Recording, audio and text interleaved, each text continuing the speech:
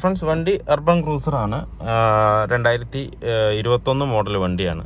വണ്ടി ഏകദേശം 14,834 കിലോമീറ്റർ ഓടിയിട്ടുള്ളൂ. ഇതിൽ കംപ്ലൈൻ്റ് എന്ന് പറഞ്ഞു കഴിഞ്ഞാൽ, നമ്മൾ റണ്ണിങ്ങിൽ പോയിട്ട് ബ്രേക്ക് ചെയ്യുമ്പോൾ റിയറിൽ നിന്ന് ഒരു ക്രിക്കുന്നൊരു സൗണ്ട് ഇതിനകത്ത് വരുന്നുണ്ട്.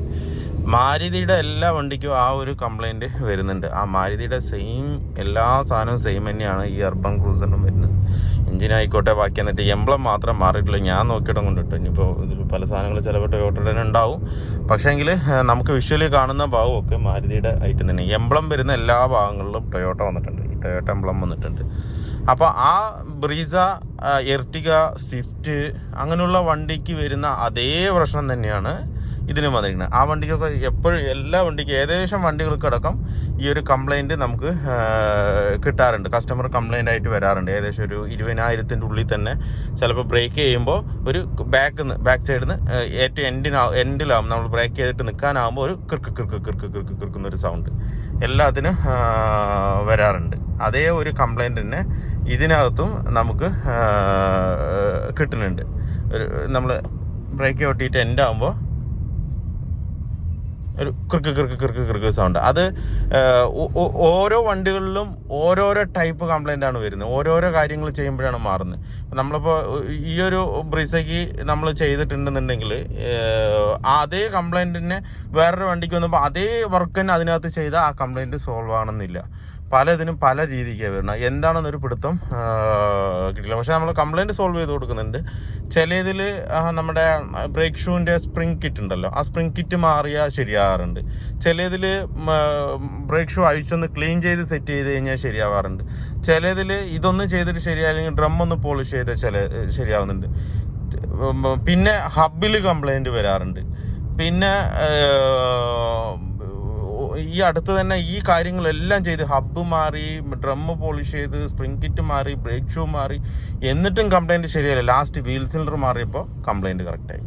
അപ്പോൾ ഏതിൽ നിന്നാണ് ഈ കറക്റ്റ് പോയിന്റ് വരുന്നെന്നുള്ളത് അറിയണില്ല. പക്ഷേങ്കിൽ 100-ലൊരു 80% എനിക്ക് കംപ്ലൈൻറ്റ് ഈ വീൽ സിലിണ്ടറിൻ്റെ കംപ്ലൈൻറ്റ് കൊണ്ടാണ് വരുന്നതെന്ന് എനിക്ക് തോന്നുന്നു.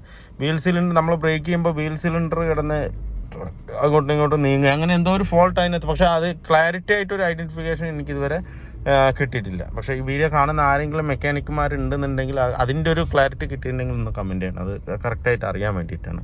അപ്പോൾ ഓരോരോ വണ്ടികൾക്ക് ഓരോരോ കംപ്ലൈൻറ്റ് ചെയ്യുമ്പോഴാണ്, ഓരോരോ കാര്യങ്ങൾ ചെയ്യുമ്പോഴാണ് ആ സാധനം ക്ലിയർ ആകുന്നത്. അപ്പോൾ നമുക്ക് ഇനിഷ്യലി ചെയ്യാൻ പറ്റുന്ന കാര്യം, ഇതിനകത്ത് ആദ്യം നമുക്ക് ഡ്രം ഒന്ന് പോളിഷ് ചെയ്ത് ഒന്ന് എല്ലാ ബ്രേക്കും ഒന്ന് ക്ലീൻ ചെയ്ത് ഹാൻഡ് ബ്രേക്കൊക്കെ ഒന്ന് അഡ്ജസ്റ്റ് ചെയ്ത് സെറ്റ് ചെയ്ത് നോക്കാം. വണ്ടി കംപ്ലൈൻറ്റ് ഓക്കെ ആണെന്നുണ്ടെങ്കിൽ പിന്നെ അങ്ങനെ അല്ലാന്നുണ്ടെങ്കിൽ അടുത്ത പ്രൊസീജിയറിലേക്ക് നമുക്ക് പോകേണ്ടി വരും.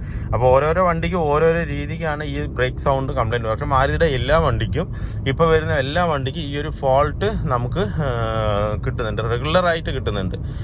ഏകദേശം എല്ലാ വണ്ടികൾക്കും ഇത് കമ്പനിയിൽ കൊണ്ടുപോയിട്ട് അവരും പറയുന്നത് ഇത് നോർമലാണ്, അങ്ങനെയാണെന്നാണ് പറഞ്ഞത്. പക്ഷേ എൻ്റെ കയ്യിൽ സ്വിഫ്റ്റ് ഉണ്ട്. സ്വിഫ്റ്റ് എനിക്ക് ഈ സെയിം കംപ്ലൈൻറ്റ് ഉണ്ടായിട്ട് ഞാനിത് company first service, second service, free സർവീസിന് കമ്പനിയിൽ പോകുമ്പോൾ ഞാനും പറഞ്ഞപ്പോൾ അവർ എൻ്റെ അടുത്ത് പറഞ്ഞാൽ ഇത് തന്നെയാണ്, നോർമലാണ്, ഇത് കുഴപ്പമില്ല. അപ്പോൾ ഞാൻ അവിടെ പോയിട്ട് മെക്കാനിക്കാണെന്നോ സ്വന്തമായിട്ട് വർക്ക്ഷോപ്പ് ഉണ്ടെന്നൊന്നും അവരുടെ അടുത്ത് സൂചിപ്പിച്ചില്ല.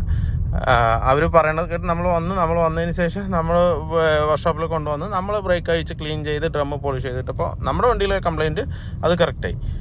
പിന്നെ ഒരു ചില വണ്ടികൾക്കൊക്കെ ഈ പറഞ്ഞ പോലെ മാറി ചെയ്യുമ്പോഴാണ് കംപ്ലൈൻറ്റ് കറക്റ്റ് ശരിയാവുന്നത്. അല്ലാതെ ഒരു വണ്ടിക്ക് ഇന്ന കംപ്ലൈൻ്റ് ആണെന്നുള്ളൊരു രീതിക്ക് വരുന്നില്ല.